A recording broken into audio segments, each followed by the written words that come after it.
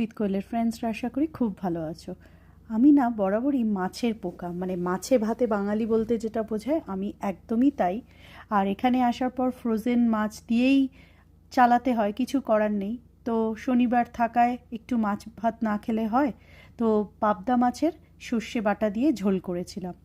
তো পাবদা মাছগুলোকে নুন হলুদ আর একটু সর্ষের তেল মাখিয়ে তারপরে সর্ষের তেলে আমি একটু ভালো করে ভেজে তুলে রেখেছি।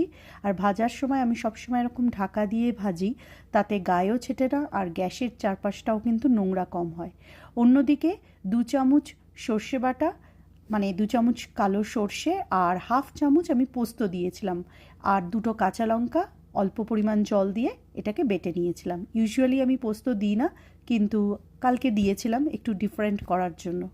তারপর সেই বাটাটাকে তেলের মধ্যে মাছ ভেজে তুলে রাখার পর সেই বাটাটা দেবো, দিয়ে কিছুক্ষণ একটু নাড়াচাড়া করে একটু পরিমাণ মতন জল দিয়েছি, দিয়ে একবার ভালো করে ফুটিয়ে নিয়েছি। ব্যাস, মাছগুলো তারপরে দিয়ে দেবো, দিয়ে ঢাকা দিয়ে কিছুক্ষণ রান্না হবে।